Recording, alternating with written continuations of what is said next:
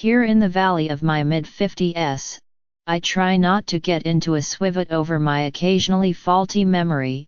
Sometimes the mind has a mind of its own. But when I read this chilling passage, I am dementing. I am dementing. I am dementing. From Gerda Saunders's recent memoir Memory's Last Breath, Field Notes on My Dementia, I found myself starting to panic. In a world increasingly dominated by the Google/Apple/Facebook/Amazon hegemony, we hear a lot about the threat to privacy. But isn't memory just as vulnerable? Now that, as former New Republic editor Franklin Furr writes in World Without Mind, the existential threat of big tech, our phone is an extension of our memory. We've outsourced basic functions to algorithms. Doesn't the world seem like an ever larger parking lot that has mysteriously swallowed our Toyota?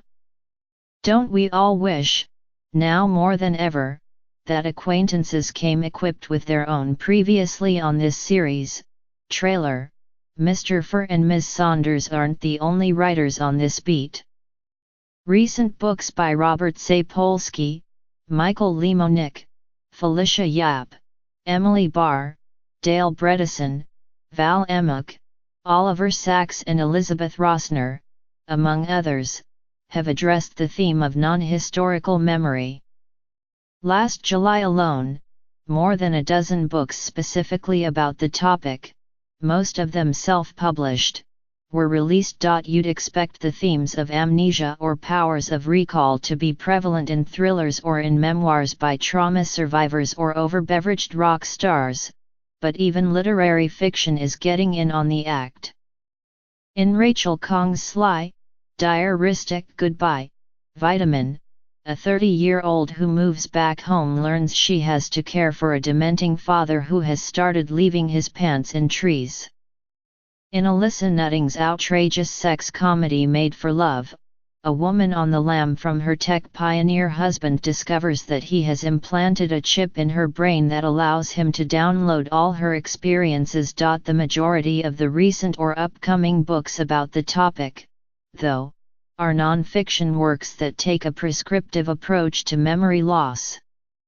I recently spent a month trying to follow the dictates of two of them, both written by doctors, Daniel G. Amen's Memory Rescue, Supercharge Your Brain, Reverse Memory Loss and Remember What Matters Most, and Andrew E. Budson and Maureen K. O'Connor's 7 Steps to Managing Your Memory, What's Normal, What's Not, and What to Do About It.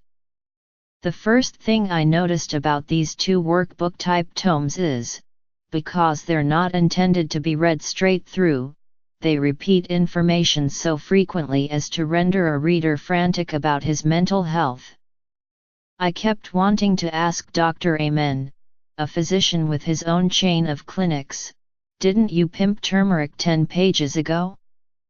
Before reading the books, I'd taken 8 memory tests that I'd found on various websites, to get a baseline of my powers of recall. Consolingly, I'd tested slightly above average for my age. But once turmeric started to ominously reappear, I felt like Jennifer Lawrence in Mother. On the diet and exercise front, the two books were mostly in agreement. Strangely, neither wants you to lie on the couch while idly nursing a stick of French butter.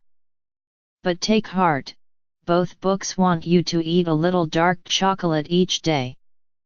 Mr. Budson and Ms. O'Connor, who teach neurology at Boston University, don't even stipulate that it needs to be unsweetened. For me, the doctor's bodily prescriptions fell into 2 categories: things I already do, and things I can't be bothered to change. On the former front, I dance 2 hours a week, walk briskly 30 minutes a day and consume a lot of vegetables and water but not much alcohol or butter. On the latter, hands off my trusty colleagues' caffeine and baked goods, not to mention my occasional visitors, Mr. Charred Meats and Ms. Marijuana. When it came to recommended activities, This Scrabble enthusiast was dismayed to learn from Mr. Budson and Ms. O'Connor that there is not currently strong enough evidence for us to suggest the use of brain-training games.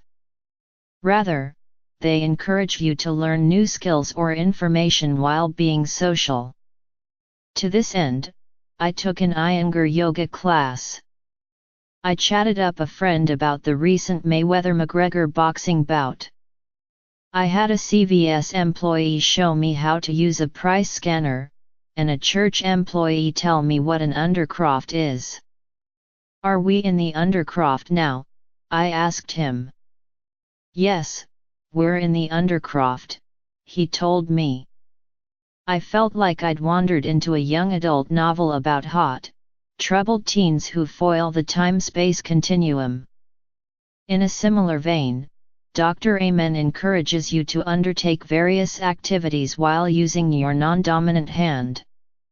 Slight splattery mayhem ensued in my kitchen one night when I tried to slice 30 or so cherry tomatoes in half with my left hand for a salad. It looked like an audience at La Scala had very strong feelings about our floor tiles. Point 2 of the book's dictates seemed like they were demonstrably working. First, Dr. Amen recommends that you spend 15 minutes a day in deep prayer or meditation, which reliably activates the prefrontal cortex. Of the 30 days I tried meditating, I stare at a spot on the wall, and repeatedly clear my mind. I was unable to focus 8 times and fell asleep once.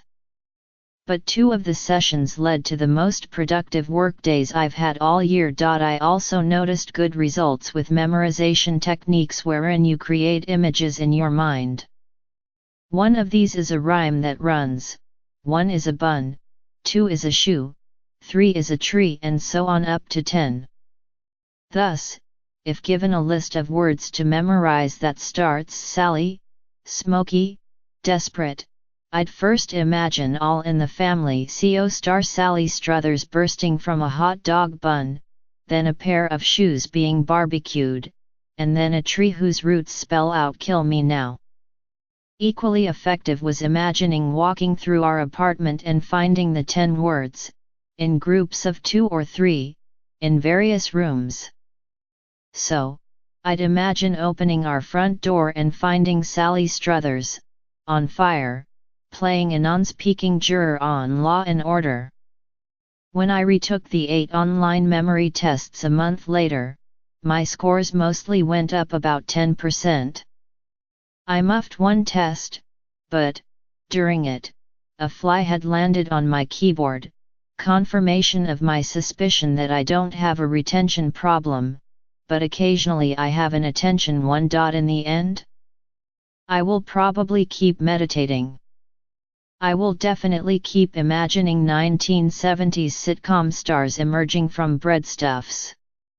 To celebrate my gains, I thought about buying Robert Wright's Why Buddhism is True, The Science and Philosophy of Meditation and Enlightenment.